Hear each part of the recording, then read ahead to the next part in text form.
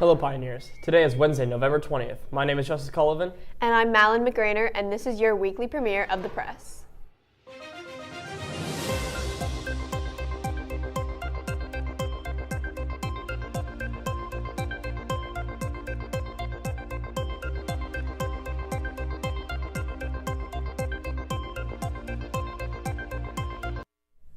Our stories for today consist of the Laken Riley murder trial, Spirit Airlines filing for bankruptcy, some of President-elect Donald Trump's picks for his cabinet, and President Biden authorizing Ukraine to use U.S. weapons against Russia.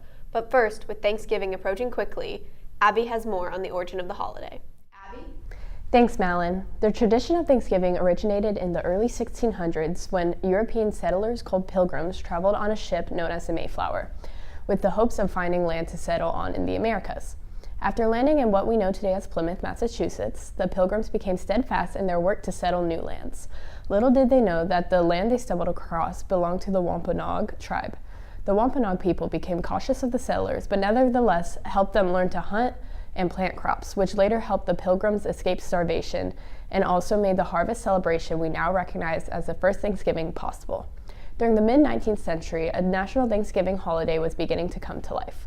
On October 3, 1863, President Abraham Lincoln issued a Thanksgiving Day proclamation in order to unite a divided nation in the midst of a civil war. In the document, he said we should observe the last Thursday of November next as a day of Thanksgiving, end quote.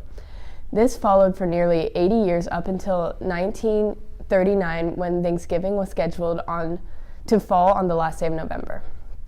At this time, President Franklin Delano Roosevelt was concerned that this would diminish the nation's economic recovery from the Great Depression due to it possibly shortening the holiday shopping season.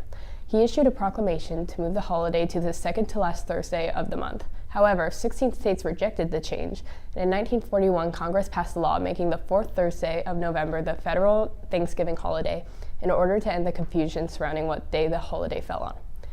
Today, many continue the tradition by hosting family and friends and having a large dinner, typically consisting of turkey, stuffing, and mashed potatoes. Although Thanksgiving is commonly recognized as a peaceful celebration between the Pilgrims and the Wampanoag tribe, many Native American descendants don't celebrate the holiday. For some, it marks a turning point in history where European colonization truly began and led to the extinction of many indigenous tribes. That's all from me now. Vedika will be taking an even deeper look into the history of the holiday. Vedika? Hey Pioneers, this is Vedika Prasanna. As Thanksgiving approaches, let's take a quick look at how people are spending their holiday. So for this Thanksgiving, me and my friends, along with family, we're planning to go to Florida and have fun in Disneyland, take a lot of pictures, videos, eat a lot of food, and make memories. So yeah, we're going to have a fun Thanksgiving. My name's Lucy, and for Thanksgiving, I'm eating a lot of food and hanging out with family. Well, I'm just probably going to spend time with my family, and my brother's birthday is also on the day of Thanksgiving, so it's kind of just like a two-in-one holiday for us. And after Black Friday, we basically just celebrate his birthday, and that's our Thanksgiving, so we don't really do much. I'm Eliza, and for Thanksgiving break, I'm going to go to Pittsburgh and hang out with my family. Thanks for watching, Pioneers. Now back to the desk. Thanks, Vedika. The 26-year-old illegal immigrant from Venezuela who is accused of having brutally murdered a Georgia nursing student earlier this year is staying trial this week as he faces up to life in prison if convicted.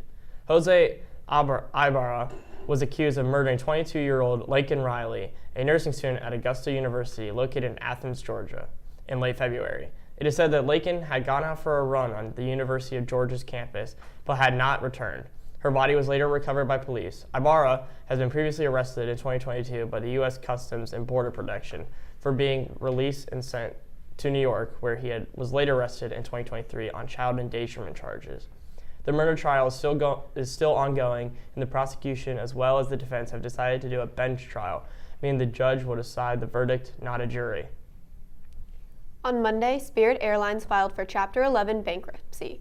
The airline has lost more than $2.5 billion since the start of 2020, and they are facing debt payments totaling more than $1 billion in 2025 and 2026. Now, Cameron takes a look into the military families here at Orange. Cameron? Good morning, Pioneers. Let's take a deeper look into the military families here at Orange. Hi, I'm Chloe Vici. I'm a senior in high school, and I have an older brother in the Army, and he's a sergeant, and I have another older brother who's in the Air Force, and he's a E3.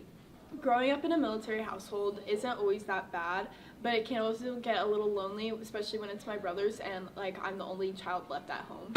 My earliest memory of my brother serving is when I was in 7th grade, and he left for boot camp, and I got to hear all the cool stories he had to tell through letters. I'm most proud of being a part of a military family is because you get to learn to appreciate things from a different perspective, and just being a part of it is very special because you get to hear everything that happens, and it's just really amazing. Something that has inspired me to join the Army is just getting to travel, because my brother has gotten to go to Korea and Germany, and I thought that was just so cool. And knowing that I'll have 2 years of college credits done after boot camp, and I'll have a degree after being a year into the military, that just sounds so simple to me, and just being able to get a career out of it is just. Hi, my name is Gabe Knoll. I'm a freshman here at Orange, and my dad is a full bird colonel in the Army. Growing up in a military household was rough sometimes because my dad, he was deployed for 9 months in Kosovo when I was in 1st grade, and it's very strict. Growing up in a military household has inspired me a little bit to want to pursue a career in the Marines or the Army because I think it'd just be cool to serve. My earliest memory of my dad being in the Army is me and my sister would get to go to the base and just explore it around, and he let us get onto a tank. Thanks for watching. Now back to the desk.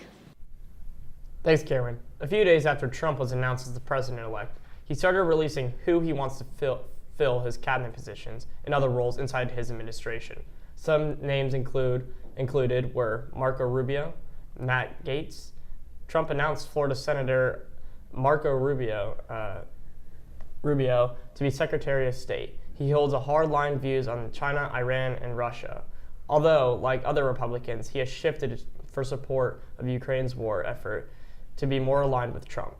Trump has also been nominated former Florida Representative Matt Gaetz to be his Attorney General. The Republican is one of Trump's most loyal allies and will now be in charge of the Justice Department. Gaetz is currently under investigation by the House of Ethics Committee for allegations after a Justice Department probe that ended with no charges. On Monday, President Biden authorized Ukraine with the use of long-range U.S. weapons. This comes as the Russia-Ukraine war approaches 3 years. The Biden administration made this decision shortly after North Korea deployed nearly 10,000 troops to Russia. That's all for our show today, Pioneers. As always, thanks for watching. And for the press, I'm Justice Sullivan. And I'm Malin McGrainer. Make sure to tune in next Wednesday for more national news and have a great rest of your week.